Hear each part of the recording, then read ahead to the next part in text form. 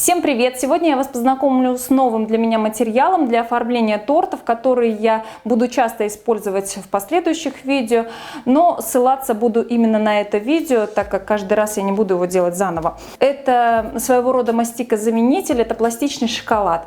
Для него мне потребуется белый шоколад и мед. Это самый простой классический рецепт. Меня он прежде всего заинтересовал не только своей доступностью продуктов, но и поразительной схожестью с моделирующей пастой принцессы, с которой я уже работаю год, я из нее делаю фигурки. Также с сегодняшнего дня у нас стартует июньский розыгрыш, спонсор которого является интернет-магазин «Успешный кондитер». Отличная новость для моих подписчиков: покупая любой товар в «Успешном кондитере», применяя промокод «Я Тортодел», вы получите не только 6% скидку, но и с 18 июня по конец июля вы получите 2 подарка. Ну а теперь мы можем приступить к изготовлению пластичного шоколада. Я его называю шоколадная паста. Шоколад мы обязательно растапливаем. Я взяла именно белый шоколад, так как меня этот материал интересует на начальных этапах как паста для лепки фигурок, поэтому я беру белый шоколад и мед. Мед можно заменить на кукурузный сироп, на инвертный сироп, на глюкозный сироп, на искусственный мед. Здесь смотрите, что у вас есть под рукой. Это на тот случай, если есть аллергия на мед, на натуральный. Шоколад мы растапливаем, можно это сделать на водяной, на паровой бане. Я это буду делать в микроволновке. Растапливаем мы до 40 градусов. Белый шоколад у нас очень капризный, поэтому растапливаем мы его короткими импульсами с периодичностью где-то в 10-15 секунд. Достаем из микроволновки и перемешиваем. Растопили шоколад и теперь растапливаем мед. Мед должен быть жидким, но нам в любом случае, если даже он у вас изначально жидкий, нам нужно его подогреть примерно до температуры шоколада. То есть сейчас он у меня где-то 38 градусов, 38-40, то и мед должен быть примерно такой же температуры. Обе массы готовы, и я сразу добавляю диоксид титана. Для чего я это делаю? Для того, чтобы у меня цвет пасты был более светлый, и потом в последующем, когда я буду окрашивать ее, каждый кусочек отдельно, у меня не было смешения цветов. То есть вот такой желтизной цвет меня не очень устраивает изначально. Если, допустим, мне нужна будет голубая паста, то при добавлении голубого красителя у меня получится смешивание цветов, вот такой вот желтенький плюс голубой, получится цвет морской волны, но никак не голубой. Поэтому осветляем ее. Диоксид титана мы разбавляем водкой. Спрашивали, какие нужны пропорции. Здесь определенных пропорций нет. Просто делаю вот такую вот пасту. Водка потом испаряется, и остается лишь сухой краситель, который потом в последующем, также добавив водку, уже будет готов к применению. Смотрим просто, чтобы все комочки растворились, и получилась вот такая вот паста. Количество добавляемого красителя будет зависеть от того, насколько светлую вы хотите получить пасту, и от количества шоколада, который вы используете при изготовлении такого материала. Так, добавляем. Теперь добавляем необходимое количество меда. Пропорции я укажу в описании. И все перемешиваем. Масса начинает сворачиваться. Так и должно быть. Можно использовать не сухой краситель, а, допустим, вот гелевый. Америколор, предположим, тоже есть у него белый краситель. Но они все также сделаны на основе диоксида титана, поэтому можно купить и вот такую вот сухую смесь. Ее вам хватит надолго. Как только масса собралась в один комок, я уже начинаю вымешивать руками. И по многим источникам, ну практически по всем, рекомендую сразу после вымешивания оставить в покое, завернуть в пленку, там, в холодильник. И то есть смириться вот с таким количеством какао-масла, которое выделяется у этой смеси. Мне такое количество какао-масла абсолютно не нужно. В процессе лепки мне будет неудобно работать с такой пастой, поэтому я вымешиваю, пока у меня не перестанет оно капать. Какао-масло потом можно слить в отдельный какой-нибудь контейнер и потом использовать его для велюра, предположим. При работе с моделирующей пастой принцессы, вы тоже многие замечали, кто с ней имел дело, то тоже выделяется какао-масло, если вы очень долго держите мастику в руках, вот пасту моделирующую.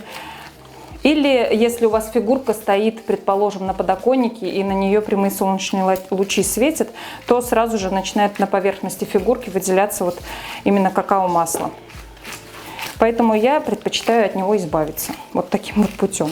Та часть, которая позволяет нам сглаживать при изготовлении фигурок, вот две детали мы соединяем, и вот этот стык можно разгладить. Вот та часть какао-масла, которая нам дает именно такую эластичность пасте, она в любом случае останется. А излишки, они у вас текут. Вот, смотрите, сколько осталось. Ну вот, куда это годится? Зачем она мне нужна будет? Теперь заворачиваем в пищевую пленку и отправляем в холодильник. Ну, примерно где-то на часик. После она уже готова к работе. Хранится такая паста может в холодильнике в пакете, либо можно ее хранить просто при комнатной температуре в обычном пластиковом контейнере. Естественно, без прямых солнечных лучей. Здесь у меня уже есть заготовки, есть даже окрашенные заготовки этой пасты. Срок годности ее зависит от срока годности шоколада, который вы используете. Можно использовать и пористый шоколад, какой найдете в магазине, такой используем. Главное, чтобы не было никаких добавок. Эта паста у меня отбеленная, это получается без добавления диоксида титана. Если сюда добавить капельку розового, то получится телесный цвет. Если использовать ее для изготовления фигурок, то можно и не добавлять на начальном этапе диоксид титана. Здесь окрашена в черный цвет, здесь окрашена... Так, по-моему, у меня фуксия этот цвет. Окрашивала обычными гелевыми красителями. Так, вот такие вот цвета я использовала. Использовала красители Americolor. Можно использовать сухой краситель, можно пастообразный краситель использовать.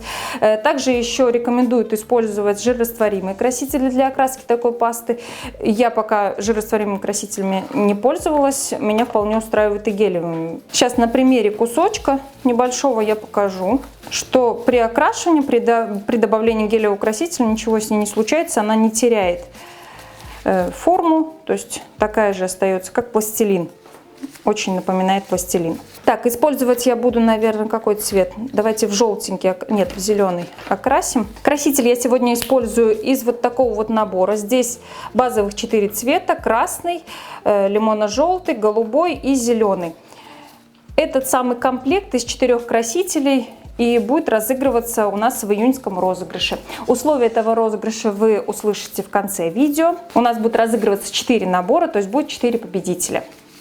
Поэтому досматриваем до конца, чтобы принять участие в розыгрыше. Вот, как видите, работать с ней очень легко, окрашивается она очень хорошо, то есть практически беспроблемная. В последующем из нее я буду делать цветы, фигурки, и также мы будем покрывать ею торт частично и попытаемся еще полностью ее покрыть. Материал очень интересный, даже по вкусу немного напоминает мастику принцесса. Также мы еще будем с вами пытаться рисовать на этой пасте, на этой шоколадной пасте. Вот для эксперимента я тут уже приготовила себе небольшой пласт. Чтобы она не липла к рукам, то есть руки у нас теплые, совершенно естественно такое количество шоколада немного начнет подтаивать, то мы используем вот кукурузный крахмал. Из нее же мы делаем вот такие вот элементы для тортов. Предположим, мы покрываем торт велюром, а вот такой шоколадной пастой мы оформляем бока торта, либо основание торта. Вот такими вот финтифлюшками. Можно использовать силиконовые молды, различные вырубки. Здесь просто ленточка была у меня из этой пасты, и я вот свернула вот в такую вот розочку. Очень пластичная паста получается. То есть если к ней привыкнуть, то вы в последующем забудете вообще про мастику. Тем более, что продукты, которые требуются для ее изготовления, они практически всегда у нас есть. Ну и в завершении про розыгрыш. Условия практически все те же самые, есть некоторые изменения.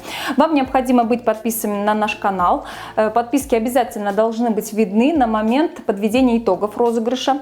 Также вам необходимо поделиться ссылкой на данное видео в любой из соцсетей, оставить там же комментарий на красители Americolor. Ссылку вы найдете в описании под видео.